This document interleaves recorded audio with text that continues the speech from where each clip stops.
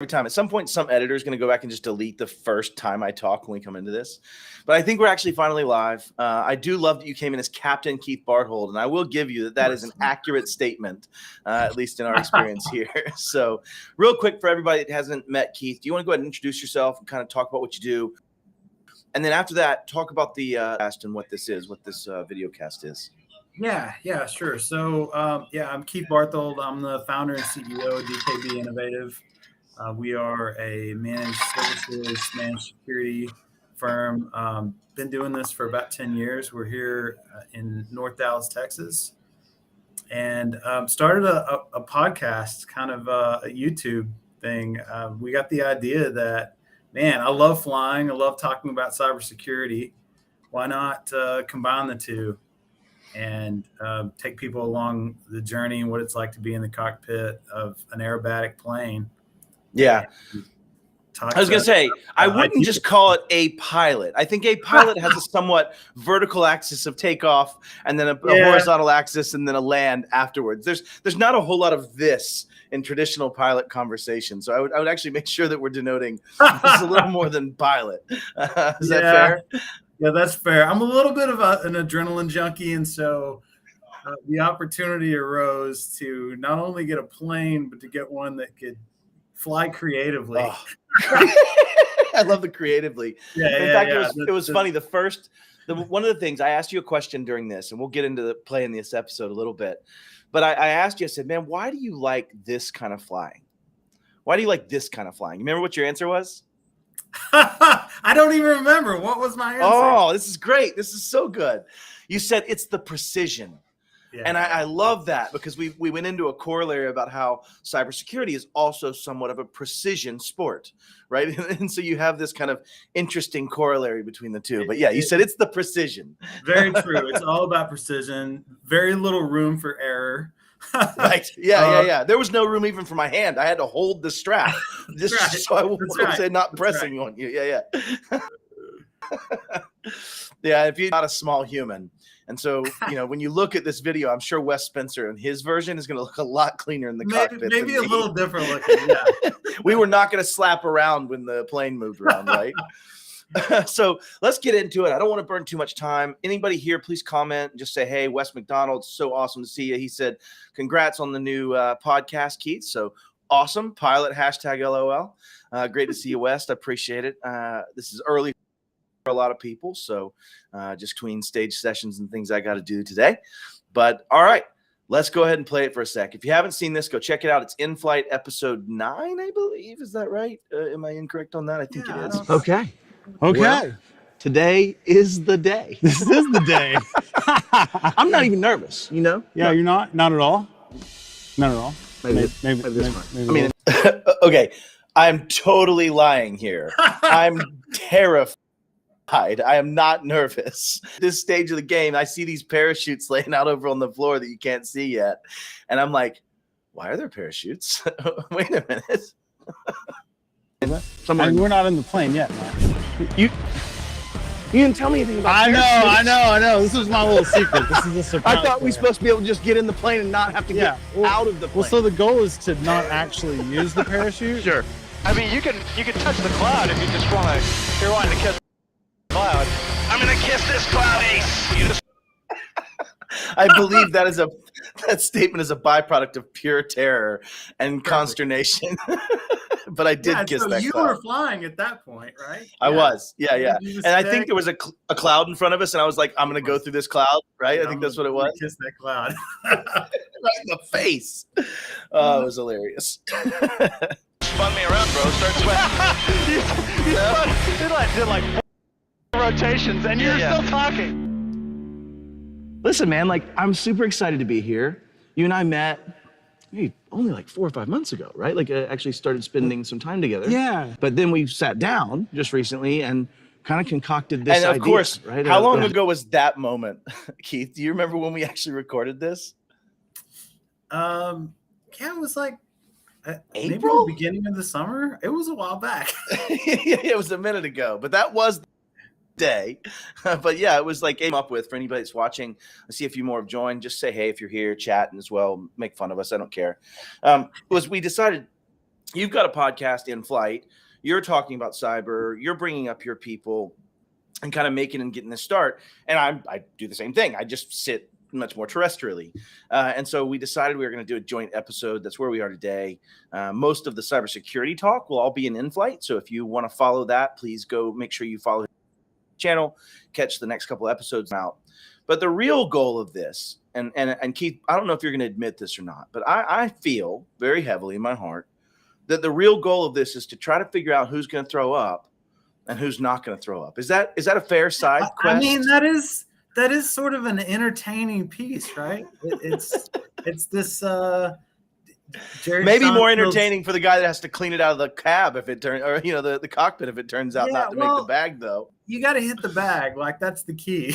yeah. There's a core, so that's a base requirement is bag hitting. Yeah. That's so fair. I did have I did have a friend that we flew Heath Stover and we took off, and we did like a 2G pullout, and he was like, "Listen, Keith, you can fly this thing as upside down as many times as you want, but I refuse to use the bag." And I was like, "Okay, well said. I'm gonna straight level from here on." That's how you. And you got a risk, and you got to make a risk-based decision. Didn't you? That's right. That's how you get a really easy flight out of me. Is you just refuse the bag, and I'm gonna. Yeah, you're like, I don't need the bag. I'm good. You're like, bro, you need the bag. I'm not using Q-tips to try to get this thing airworthy again. So, all right, let's keep going. We'll let people watch this for a second. Wes, thank you for sharing it. Nick, it's so awesome to see you. Nick Perkel's awesome. He works in, I won't say exactly where, but it is a public sector job, and he's awesome as a human. So great to see you, brother. I'd love to catch up again. All right. Okay. Let's keep going. Playing. You and I are both on a similar mission.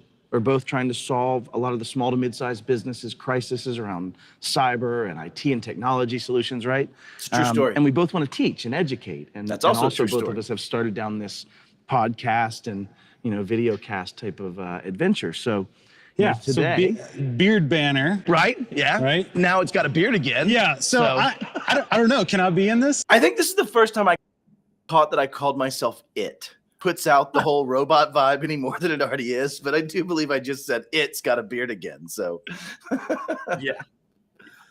Oh, Nick's got a new role coming up. Super awesome. I got to sit down with him. I won't even say what city, but it's great to have him in that my qualifies. Okay. Yeah. Close proximity. Carrie Simpson can wear a fake and I beard do on my this. show. Carrie, And if you're watching this, I'm so sorry. It is definitely not Carrie Simpson anymore. I have a permanence problem where I first read your name and it just sticks. I know it's so you're married now, and so I suck at life, but it's okay. I'll figure it out one day. Because I was nervous about this. No, you're good. You're trying good. to grow this thing out.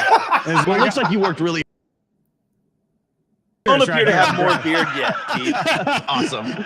Well, listen, let's do this. Let's get together. I think this will be a little different in that I want to interview you on a show where you usually interview others, right? Yeah. And then you're kind of going to interview me in a show where I'm used to interviewing others. Yeah. So it's kind of an interesting mix, and I'm excited about it. We'll see what happens. Yeah, and I think I'll We'll probably see if you puke throw up less or than if you can others. hold your I composure don't and have a quantify it as conversation. zero. Yeah, I've heard that story before, Matt. Yeah. I imagine. Just like my computers are secure. I get it. We've heard the story, so I'm with you, man. But I guess it's probably time for us to parachute up and go see if we can make Matt hurl while talking about cybersecurity. We'll do it. Yeah, beard banner. I'll tell you what you can't do. You can't stop Matt from talking about cybersecurity. I think you may have found that, Keith. I think one of the statements you look over at me at one point after we had pulled, what was the G load? Tell me about this. It was about 4.5, I think. It was really impressive that you were able to continue the conversations like you did and just carry it that strong. Robot. All right, let's Meets get going. Gotta see the DKB fly. InFlight. Boom. It's gonna be awesome. Boom. We'll see what happens. It may be too much. It may be. I think the audience can take I don't it. know, man. All right, man, let's get going. All right, let's do it. All right, and let's familiarize What up, myself with this piece of Lardo? equipment. I'm assuming that's the one. Yeah, that's the one. That's the one that You you don't hope, want to have to pull. That's the one that you hope you don't If have you don't know and follow Sean Lardo, you're missing out. You should. to pull. But that's 100%, man. Well, this is fantastic. so. Yeah, if we have to use it, Could you imagine my fat butt hanging down on a string underneath the damn parachute, though? Like seriously, there would be risk to people below, I think. You do not want to use those. So it turns out that the FAA has a law in the book that you can do acro by yourself without a parachute, but once you add a passenger and pilot must have parachutes. So you'll see. What do you think that's why? It's really a very old rule, and obviously it's for safety. The real logistics and the real likelihood of you using that parachute is pretty slim. You'll see a lot of Canadian aerobatic pilots, and they're not wearing them because it's not a rule in Canada. Gotcha. But here in the U.S., FAA says you got to do it. Yep. What I really think it was is Keith's making that whole thing up, and what he realized was the maximum weight capacity plus the fuel in the wings was enough that me adding to that at 253 pounds was enough to rip the wings off possibly. So I think that's the real reason for it. But you keep up with your FAA story, and we'll go with that. Yeah. Sean Loder goes, I don't see any first class seats, bro. They're all first class seats in that thing. All first class. Yeah. What's the in-flight movie? Hurl v not hurl. It seems to be the question of the day. So, all right, we got to get out on the airstrip. Let's push this thing out of the hangar. Invert. That's We'll eject the canopy, and you'll just plop out. We'll hug though, right? So that when the parachute goes, Hold hands all the way down. okay. It's gonna be like Kismet, man. It's great. This is kumbaya. All right, you ready? Because Canadians ready, are man. crazy. Let's do it. Speaking for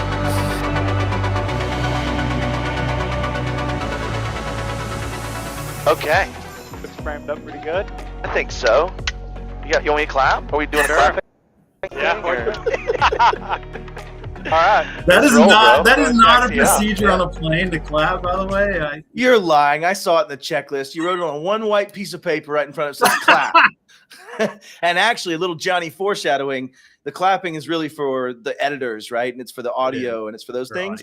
But we had some real challenges with that, actually. We'll chat about that. I'll go ahead and let air traffic control know we're leaving. Yeah. Hey, Frank! We're heading out. Okay, we're good. Frank. It's such a small field, and there is no ATC at all. You just literally take off. And so I was like, hey, there's Fred that just walked back from the gas pumps. All right, we're taking off. See you, buddy.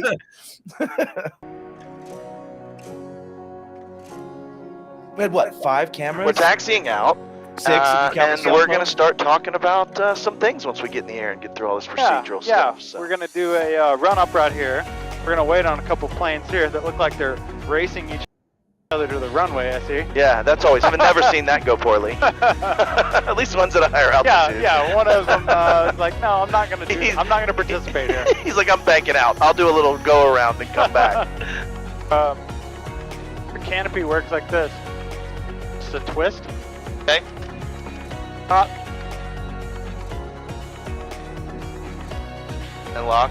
Yeah. So twist there, and then it locks forward. And then Go if you down, were do in that. an emergency condition, Yep. You just flip this forward, and it'll rip off. pull it back. I asked quite a bit about the bailout and the emergency conditions, didn't I? I think that You did. very It's shows smart. that, when you think about cyber or you think about anything in risk, you make a decision on risk without asking the questions of what the risk is, without asking the questions of what the things that must happen are. That now I can say, okay, if that canopy has to come off, and you said we'd be inverted, we'd have to have at least airspeed, maybe for that thing to yank off there or not, or it's those thoughts and understanding that we quantify, or at least if not quantify, but really understand risk to make a decision, or at least to have the understanding of what you need to do to mitigate, right? Like, I need this canopy off. Why? Because if I fall down this plane, it's not going to be great. If I fall down out of the plane, I have a better chance of this parachute doing something for me, right? And so, it's basic contingency planning. It's such an important skill in IT. Like if you just think about change management, sure, like building out those change management cases and going, okay, what am I going to do here if something goes wrong? If something goes sideways and Murphy gets into my plan on this project, putting in security controls, remediation, I got to think about what's plan A, but what's plan the B, bailout, right? If you will, right? What's the bailout? Awesome. And then twist, push up. And it has enough that it'll go out this way with the force of the wind. Yeah. Makes sense. Assuming we're not completely stalled and dropping. Yeah. Do that anyway. Well, listen, I just want to make sure I understand That's not going to happen. Hey, bro, Calm I her have down. a Don't bring parachute under my distance. butt right now. Don't like you a Ricky Bobby me, chair Matt. for a stadium. So, Dude, I need to tell Bell that the reason I warn people to wear a head cover is if they're bald. Yeah, Bell, I know you're watching. For real, bald folks need extra warnings of, hey, you need a hat, stupid. There's a big old magnifying glass right over your head that's just focusing sun down on your brain. Get quite burned that day. oh yeah, Busy. yeah, This right here is going to look like a day at the beach when we're done with this brought a thing. hat. Oh, I was thanks. wondering No, if that's there good. was of you. I UV appreciate that. filtering when you answered it. All right. What's that, buddy? I was Yeah, wondering that if is it. there was UV filtering and you were my test. No, the UV filtering is ineffective if it is there, sir. Gotcha. Hey, man, you should have had backups. Yeah, I know. We just got ransomed. I wish I had backups. I now understand the cargo pants in this situation. Yeah, There's get all the opportunity pockets. when you're locked. I think what, Keith, you weren't saying there was, no, Matt, normally I can lay shit on that other seat and I have no problem because you're not filling it up with about 4 foot of shoulder. Not a whole lot of space in there. No, dude, if you look at us right here, like, I feel so awkward because the whole time I'm like, I don't really want to push on my boy over here. And I know he's got stuff to do and fly, but like, I'm already folded up like this. My shoulders are curled in and I'm like, okay, I'm just going to hold this so I can pull this shoulder. And then I'll it was just, there was nowhere to put my arms. You know, if you don't realize the stick is right between our legs. And when I say legs, like I literally had to take off my shoes, if you remember, in order for me to get my feet in there without hitting the rudders every time I was moving my legs around. It was like only 1 inch of movement clearance that I was able to gain from taking off my shoes. Locked up in this thing. Okay. Man, I think we're ready to fly. I think we are. You know my favorite part in a small plane is that first few seconds when you lift off the ground and it gets quiet. Yeah. That's my favorite. What I didn't realize is in Keith's plane, that first few seconds you're near vertical. So it's maybe a little different than the Cessna 172 I flew as a kid. Let's just put it that way. I don't think we, no light, soft takeoffs here. Like, No, none. Yeah. Barnstorming. Still clear skies that I can see physically back behind over here. I'm already sweating from the sun. And Like, we're going. Like, whew, Let's do it. serious.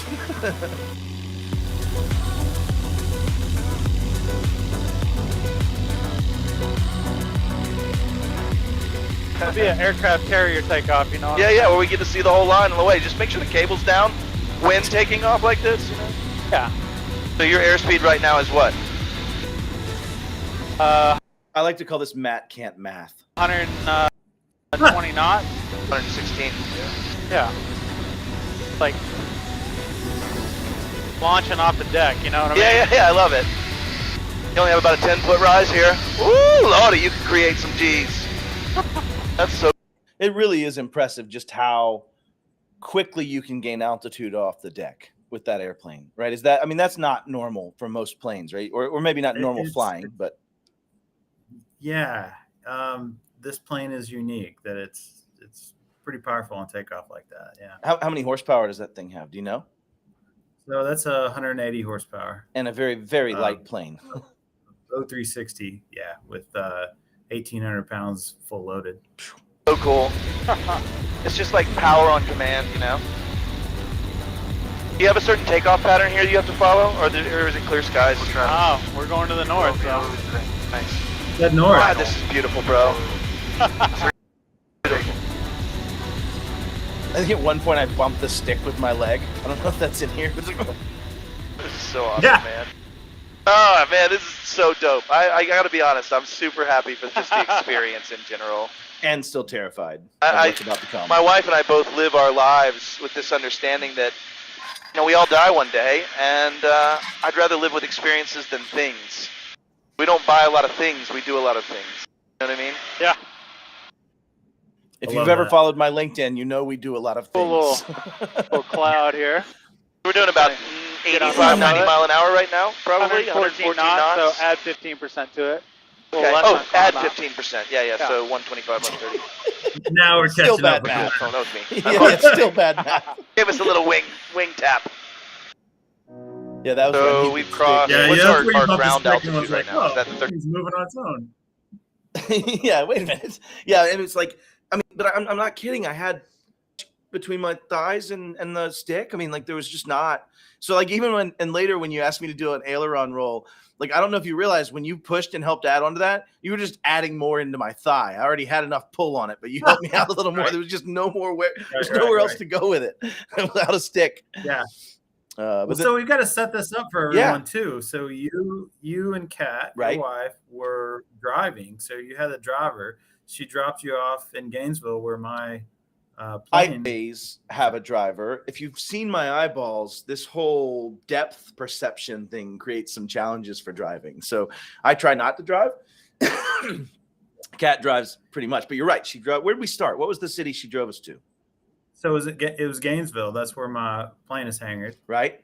And it's just a straight up shot north on the road to get to Wichita, where you're at. Yeah. Well, we had planned this So out. we had some checkpoints. We had some checkpoints along the road. She took off, and we're like, all right, she's got a 45-minute head start. We'll Yeah. catch up to her. Well, Kat and I were driving to Wichita Land. anyway. And so what you and I had done was we were talking about like doing this, what's a good time.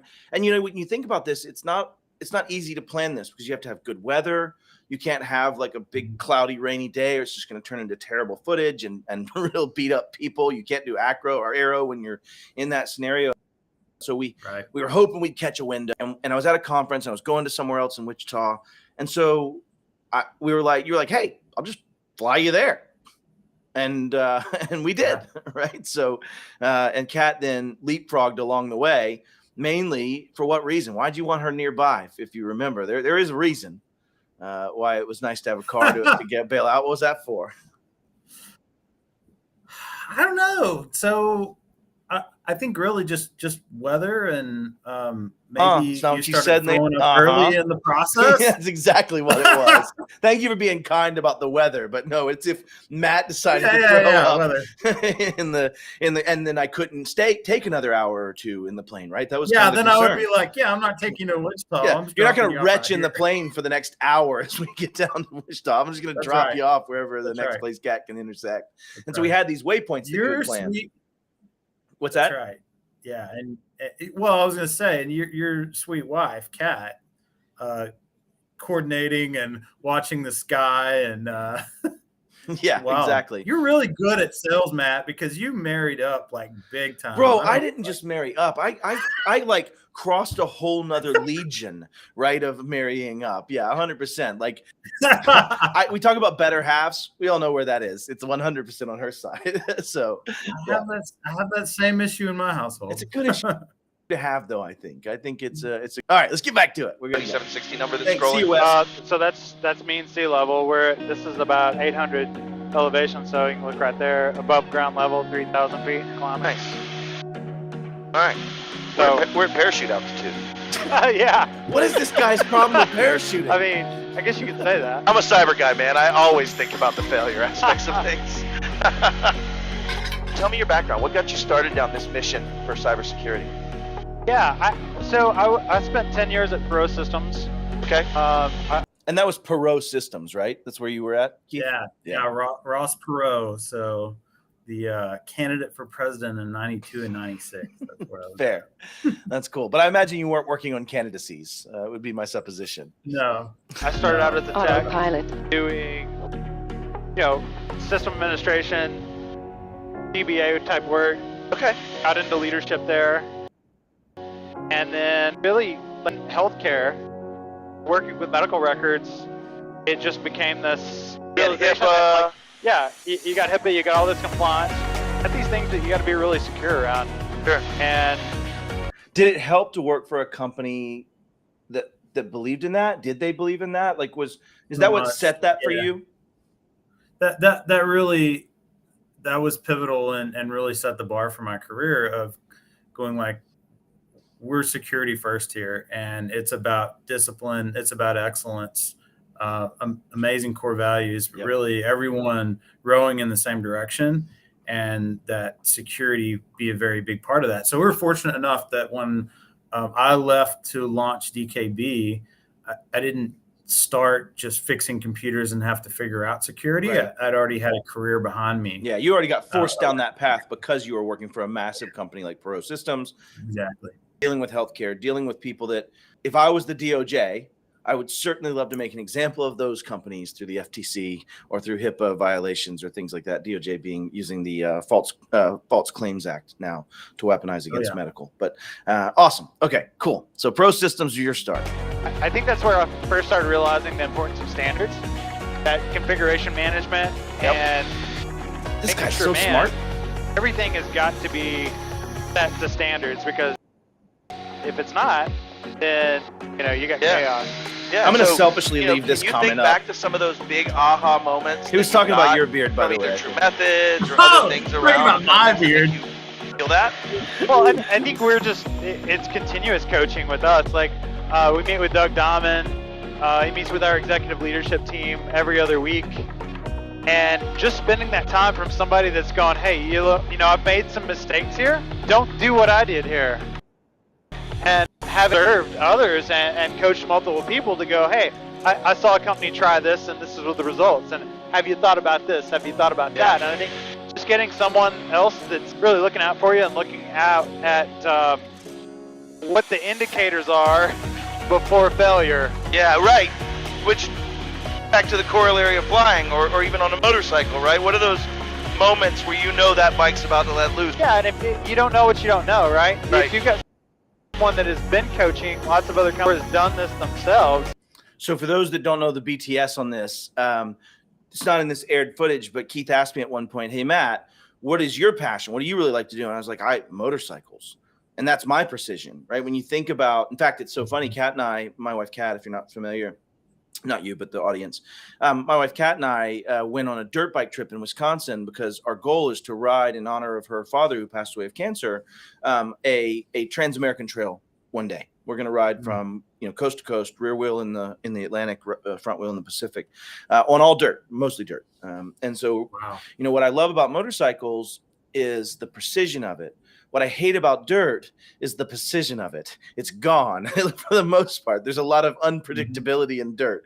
And so it's so funny. My wife actually thrives in the dirt, and I significantly more thrive where I have a lot of control, right? Imagine your plane all of a sudden wasn't going to respond as precisely as you expected it to in a maneuver. It doesn't work well for me. I'm very process oriented. I'm very driven in that it needs to meet these parameters. I need to be in these standards and conditions. And in dirt, it's rock, go bouncy, looser dirt, not looser dirt, traction control challenges, like all kinds of things. But anyway, so that's where this motorcycle conversation got started, right? Keith was just kind of asking what my passion was, similar to your flying passion.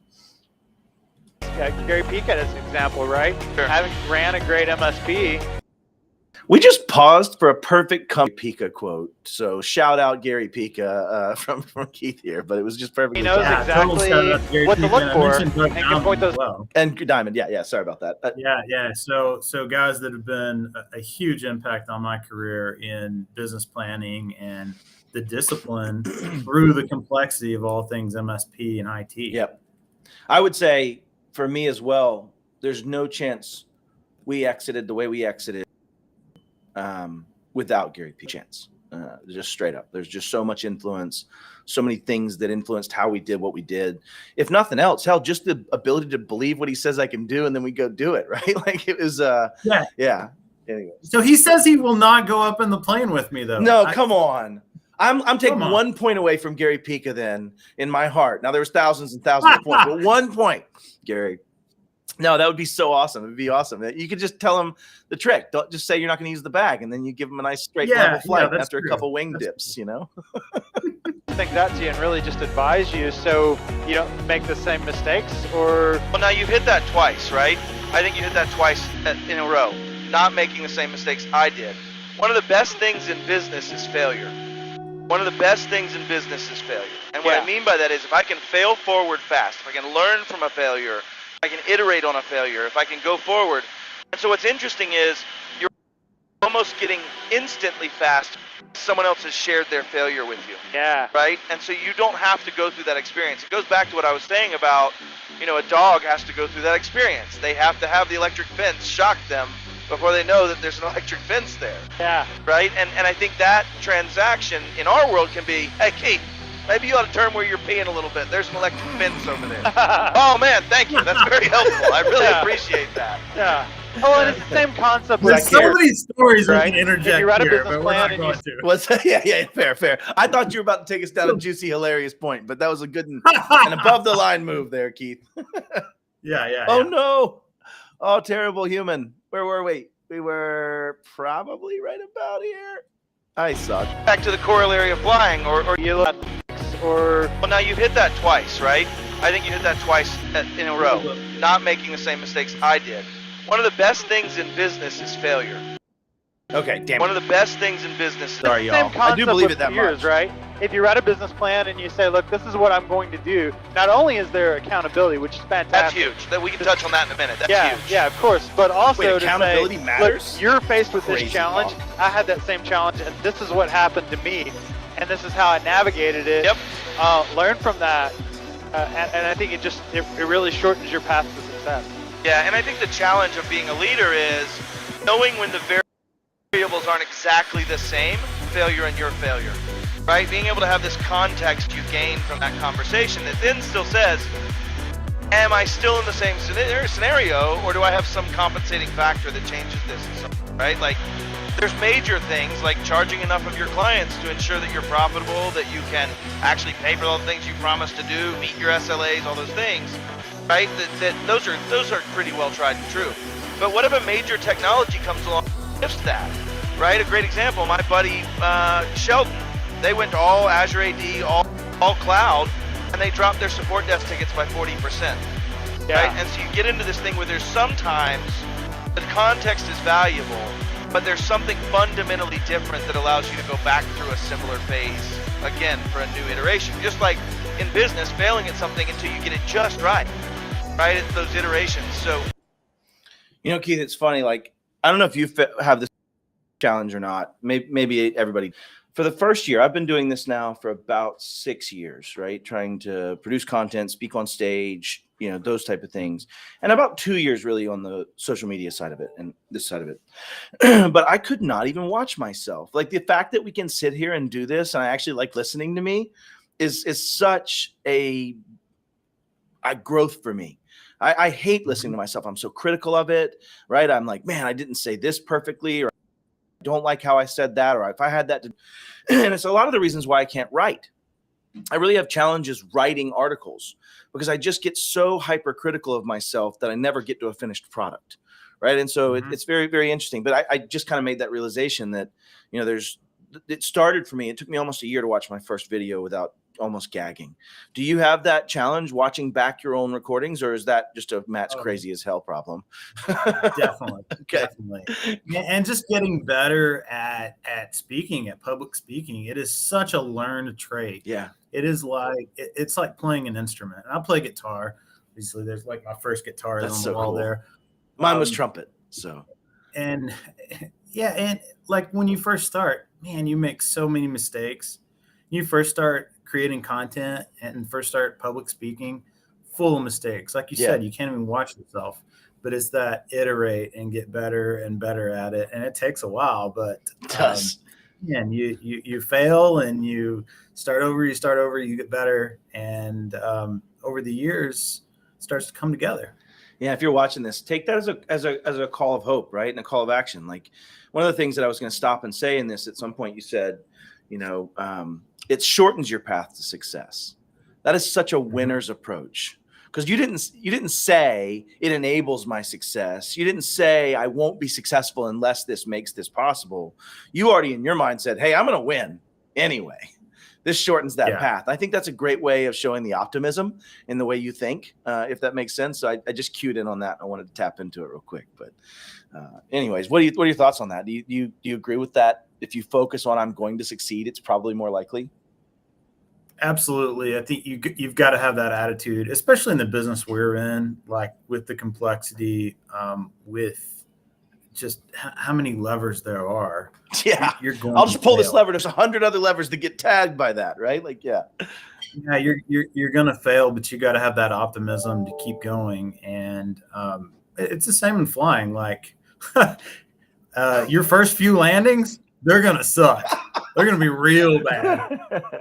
That was certainly the case with me. The first couple of landings was like, wow, I don't know if I should be flying. Yeah, well, I'm glad you did not Right. do any horrible landings for me. Although we did come in one time, and it probably won't be in this episode.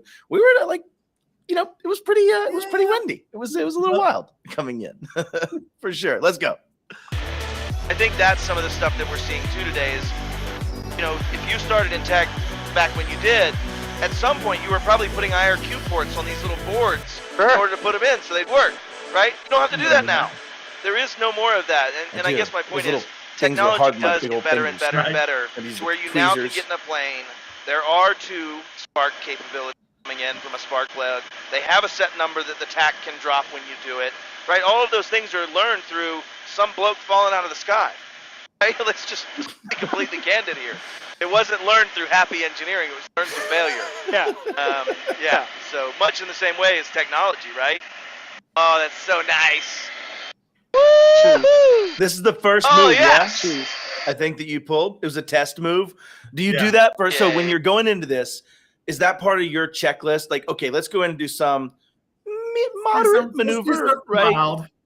Yeah. It wasn't massive, but it was enough to get you on 2 axes moving, right? And so, it's enough to do that. Please do not fall out of the sky. Oh, Belle must care. She's like, you can't fall out of the sky. It's too important to us here. True story. Yeah.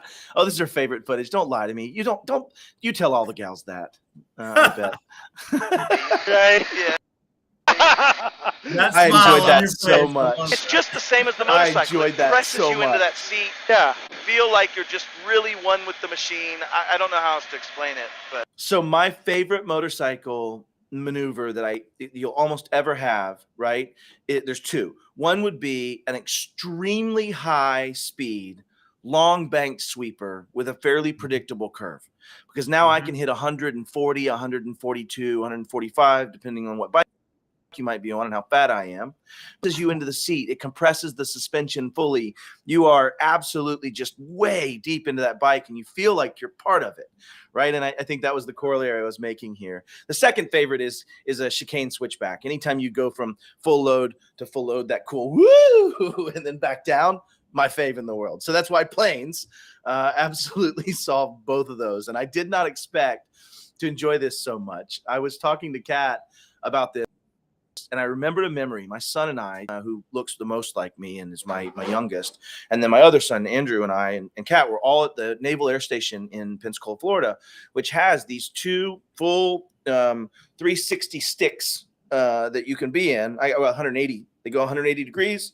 Cab rotates 360, and so you can simulate a lot of those motions. You really can't kind of get down, but you can simulate a lot of those motions.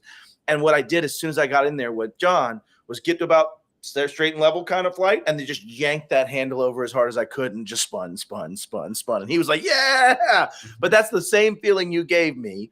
And I was telling Kat the other day, I did not have that corollary that those 2 were identical maneuvers. And I mean, maybe with a little more jet capabilities in the simulation they were doing, but it was awesome. How many people do you see go through that first maneuver and go, and you can just tell they're not good? Well, I took a guy up, a friend of mine from church, and he's like, I don't know, in his mid-70s. And he was wanting to fly. He's a big aviation fan. He said, yeah, let's go up. And we're flying along. And I go, hey, Larry, do you want to do a roll? And he was like, oh, yeah, of course. And so I did that. And then he just looked at me, his eyes popping out of his head. And he was like, what just happened? And I'm like, we did a roll. I asked if you want to do a roll. And he was like, well, I didn't know we were going to go upside down. Don't do that again. That's fair. You know what? There's a corollary, which there always is, and I'm crazy, but there's a corollary to cybersecurity.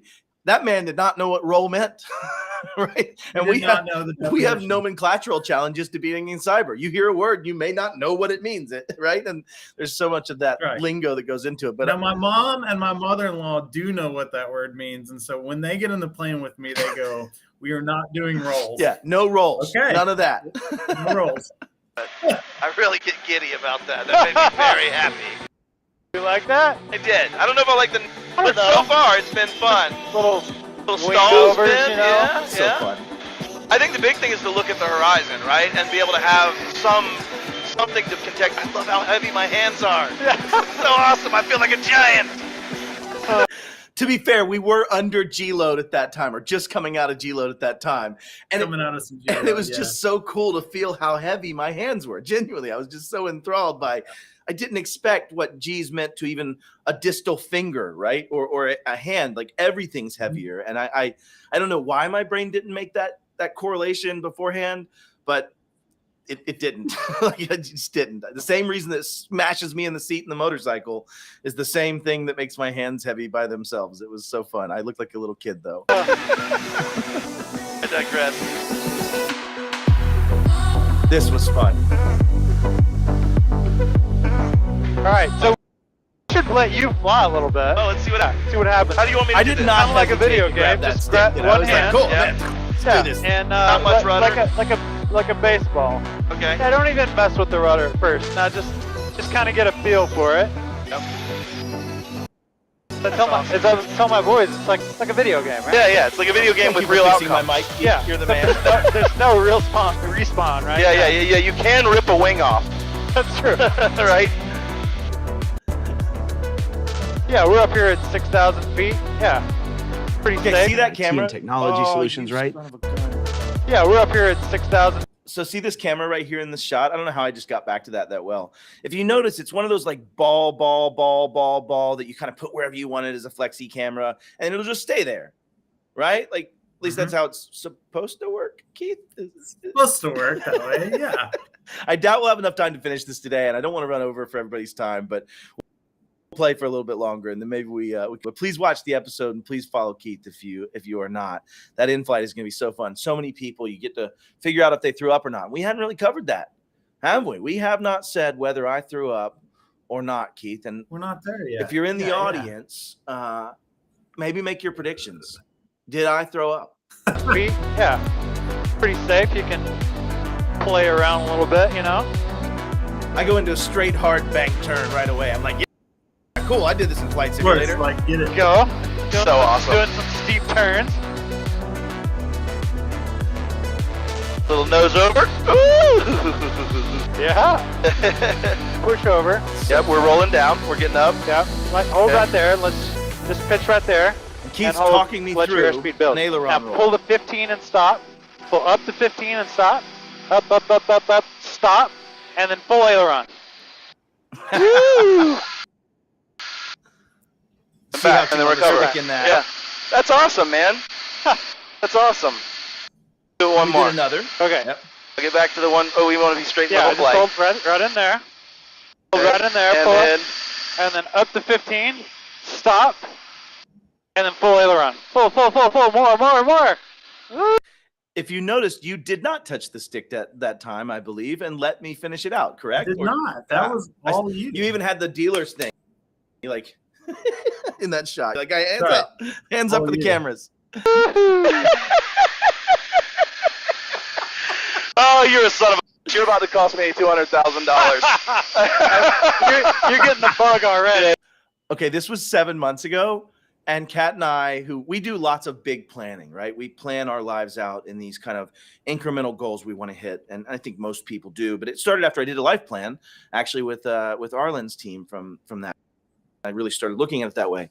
But you just cost me $250,000 because Kat and I, starting next spring, are going to start taking lessons and get a private pilot's license, both of us, and then ultimately buy our own plane. So I want to say thanks, love Keith. I will blame you forever. Yeah, thanks. Maybe. Question mark. Oh man, it was awesome though. But I really did get the bug. You weren't wrong. Yeah. It's fantastic. All right, you got the stick. Yeah, I got the controls. Yep. So we're gonna do it. We're gonna do just a hammerhead. Right, up till we run out. Yeah. Jeez. Gee, they tell you you're supposed to look at the sun. Get a little bit of How much rudder's in this? Is this little mostly bit. rudder? Bonanza That's so 4230 sexy. Delta taxi runway 34. And now we pull 2.5 G's, probably? 3 Gs. 3 G's? Nice. Yeah, that's glorious. I gotta be honest with you. You can pull that to here. Yep. Ooh, that's a cool call out. Yes! And then you I don't can know pull it if, all the way over into loop. I don't know if a Piper Aero 4 will produce the same kind of footage that we are producing here, but we could definitely do a follow-up in my plane, Bill. Like, great call out. course. Yeah. We've even gone so far as to figure out what plane we want, if that helps, Keith. Like, I love it. Yeah, like specific goals. Yeah. Increase the likelihood of achieving them. That is actually the perfect thing to end on. So we'll let this play out for just a second longer, hang out, but I do have to drop. I have a back-to-back, but I appreciate it. Go watch this. I just put the link in the comments, both in YouTube and LinkedIn, for Keith's actual podcast.